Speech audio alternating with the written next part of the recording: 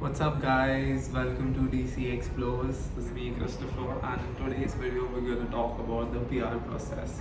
I'm quite excited to talk about PR process today because I just received my PR card and it looks something like this. Uh, so the photo is quite good when I compare it to the Aadhaar card or the PAN card from India. And yeah, now I can freely move out of Canada and enter Canada without any issues. No stress about the immigration or the visa because it is valid for 5 years and I can keep extending it. Also, an important thing, if I stay 3 years in Canada out of the 5 year span, I can register for the citizenship, which is huge. And also the PR photo, which is decent enough. I had to redo it, I had to submit it once I landed in Canada because the ones which I had submitted earlier, that didn't fit in the standard. So one of the major reasons why it was rejected, because in India, in the photo studios, it's a normal notion to over edit and make you fairer. So here in Canada, they want your genuine color in photo and all the marks also if you have. And it's legit, it's fine. I totally understand the concept. And yeah, so I had to redo it. I went to Walmart because they had some offer on the photos, and I got it done. And then I just submitted it and waited because normally the PR card arrives 1 month. Within 1 month you land, and for me it took 2.5 to 3 months, and it was quite an impatient game. I had to be very patient and just I raised the query too, but yeah, you just have to be patient and send them your photos if they've asked you to, and that's how it works. So that's enough about my personal update on the PR card. Let's begin the video. So the main purpose of the video is to address the PR process, because lately I have received some queries from friends regarding how I landed here. That's the most common question. Did I come here as a student, or did I come here on a work visa, or did I land as a PR? If I landed as a PR, then how was the process? So did you go to an agent for all this process, or did you do it by yourself? So this video will address most of these questions, and if you have any further doubts after this video, you can do reach out to me. I'll be happy to share my journey and help you guys. First basic question, what is this PR process? So in simple terms, Canada invites people who are skilled or in certain occupation class to become permanent resident of Canada. So then you need to follow the entire PR process, and if you qualify and they find your profile interesting, then they'll send you an invite and you'll be qualified, and you need to do certain payments and show some documents, and then you can land in Canada. And once you become a permanent resident of Canada, you get the same benefits as a citizen, and you can live in Canada without any hesitation for n number of years. And that's how it works in bird eye view. Second, let's talk about who can apply for this process. So anyone can apply, sitting anywhere in the world. All they need is to first check on their website whether your no code is eligible enough, and once that eligibility criteria is done, then you need to follow a pretty straightforward simple process of giving certain documents, which I'm going to address in this video. Yeah, so first, the most stuff is to know whether you can apply based on your occupation, and that's the bare minimum, you can say. And you can find all those details if you just Google about it, or just go on their website and just check it out. So once you have got your eligibility checked and you feel confident to enter this process, the next step which I would recommend is to get a reality check. Reality check as in as I mentioned previously in the video, that Canada has this process of inviting people. So they invite based on a pool. So this pool basically consists of all the people who have applied, and you are ranked based on a certain score. So the score is based on certain criteria. So it's very important to know your expected score, and you can get this very easily by just googling CRS tool, and once you search this, you will be redirected to Canada's website, IRCC website, where there are certain things to fill, like a form. And after filling your personal details, like whether you're married, what's your age, what's your education, and how much work experience you have, based on all these details, you'll be given an expected score. So this score you need to realistically compare with the current draws, or like draws that have happened in past. Then you will get a realistic picture whether there is any chance or there isn't. So this is very important before beginning the process. Canada conducts certain draws monthly or bi-weekly, and based on those draws, you are invited if you clear the cutoff. So for example, if your score is 468 or 475, and if the current cutoff score is 468, so anyone who has scored 468 and above gets invited by default. If it's, and there are various other categories considering these scores that I will discuss later in this video, but for making it simple, this is how it works. So there are three ways of getting invited.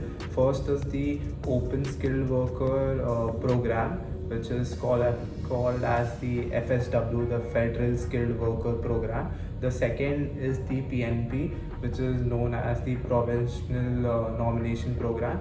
And third is the CEC, which is called as the Canadian Experience Class. So these are the three ways in which you can be invited to become a PR, like a permanent resident of Canada. So people who are living outside Canada can qualify only for the first two, that is the FSW and PNP draws. For PNP, you need to first get invited by a province. So what happens, how the PNP works is, a province might pick a profile from the pool which they feel would benefit that particular province, and then they will tell them to fill some application on their website. Like the province will have their own website and own separate draws. Over there they'll make you fill an application, and there they might select you, and based on that then you get extra 600 points, which assures you to get selected in the next open draw or PNP draw. So once you get nominated by a province, it's for sure that you're getting your permanent resident. It's important to know that once you get nominated by a province, you're bound to live in that province once you move to Canada. So that's one important catch in this process. Let's talk about the CEC. So CEC is the pathway to get the Canadian PR. So people, as you see, come on study permit and work permit and get their PRs. So they get it through the CEC program. So in CEC, how it works is like it's the same draws. Just that you get more points to work in Canada and to have been studying in Canada, so that boosts your score. And when draws happen, they qualify for the open category and for the CEC. So they don't come under the PNP, but the chances of getting invited are higher because they're already in Canada. So once you have got a reality check about what your expected score would be like, the next step is to decide whether you want to do this process by yourself or go to an agent. What I would recommend is, if you have a simple, straightforward profile like how I had, like if you have your education sorted and if you have like worked in a similar profile as what you've studied in, then you can definitely do it by yourself. and only if there are some complications in either of these things, then you need to visit an immigration consultant, because they know how to address these things, and it becomes a bit easier because they have formats of certain documents or other things, these minor tweaks. They are good at it. So yeah, that is what I would recommend. So I was bored with the view, so just like show you all my view. So let's talk about the documents that are needed to kickstart your PR application. So the first document that would be needed will be your VES evaluation. So VES evaluation in simple terms is a rating of how much you studied, given by a non-profit organization, which is VES, based on your education history. So what you need to do to get a VES evaluation is, first you need to go to your university and get transcripts. Once you get your transcripts, you need to send it to VES. So there are two ways to send the transcripts. If your university supports the electronic way, then they can send it directly to VES electronically, or else they have to physically mail it to the PO box that is provided by VES. Once VES receives your application, it will review it and then give you a particular grade. Like for example, I have done my masters, and I took the transcripts from my college and I asked them to send it to VES. Once the university sent it to VES, they acknowledged it, and after that VES gave me the master's accreditation in Canada. Like they evaluated my Masters of India as a Masters in Canada. So that's what VES does. So once you are done with your VES evaluation, the next step is to get your language proficiency test done. It could be IELTS or any other test. You could see the list on the Canadian website on what tests they accept. But I would suggest wait for your VES evaluation to be completed and then book your test, because these language tests only valid for 2 years. So make the best out of it. So the next step is now to get all data related to your work experience. So if you worked under multiple employers, make sure you get work experience letters and reference letters from all of these employers, and just keep it handy. Also, I was planning that I'll shoot some of the video once I step down, but doesn't look like it's a good time to step down. As you can see, it's raining and my plans have been cancelled. So now that we have collected all our documents and we have what it takes to file the application, we're gonna go ahead and file the IRCC Express Entry Profile. This is the PR application, and you need your personal details and your work experience, the VES evaluation and IELTS. That's it. Like, you just need these details to get into the pool. Once you get into the pool, then it's the wait game, and based on the draws, if you get selected, then you are asked further to submit certain documents. We'll talk about those documents later, but let's see how we start filing the application. So guys, this is how the Canadian website looks like. So there are two ways to sign in. One is sign in via partner and sign in via GC key. So sign in via partner requires to have a bank that is based in Canada. So we'll go ahead and create via the GC key and see how the process is for it. So first I created the profile. I put some security questions, my email address, and just completed the GC key sign up. And once you do that, then you can sign in on the IRCC Express Entry profile by the credentials that you just created. So we'll use the same username and password which you just created and dive in. And once we are signed in, we'll directly apply to come to Canada. That's the option we need to select. And once you click on that, you will see that you need a reference code. To get a reference code, you need to select the option I don't have a reference code, and it will give you a form that you need to fill, and at the end of it you will have your reference code. After that, you need to select the express entry as the profile and enter the reference code and just click on next, and it will get you to the main express entry profile, which will have various sections as personal details, contact details, and other sections as you can see on the screen. In case of the language test and the ECA, once you have completed them, you can input the details in the study and languages section. There is a unique number that is present on the language test and ECA. Make sure you fill that information correctly. Another crucial section in the PR application is your proof of funds. You need to declare the amount that you plan to carry to Canada. There's a list that specifies the minimum threshold based on the number of family members. However, at this moment, you do not require to show any proof, though it's better to have your statements and other paperwork ready that showcases your liquid funds to the amount you declare.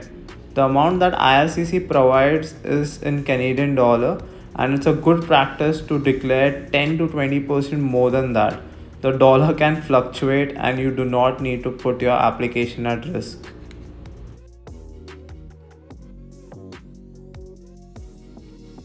In this application, you'll also find a section that asks the provinces that you wish to live in. A general practice should be to select all, as you are more prone to receive a nomination for PNP and get invited. If you receive a nomination in future from any province, you need to edit this section of the form and fill in the nomination related details.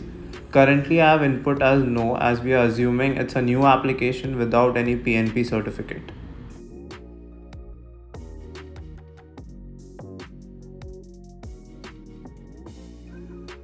Moving towards the work history section, at this moment we don't have to upload anything. We have to specify the job description and the title and some employer related details. The NOC code for your job can be found based on your job title and description on the website. Meanwhile, I suggest you should start collecting reference letter from your employers. You can get the format online, and it's important to get these reference letters on the company's letterhead. That sums up the important sections that you need to take care while filing the PR application. The other sections are mostly self-explanatory. Once you finish your application and submit it, the application will go under processing and the IRCC will evaluate your details, and once that is done, they'll place you in the pool with a score. This is the same estimated score that we spoke earlier.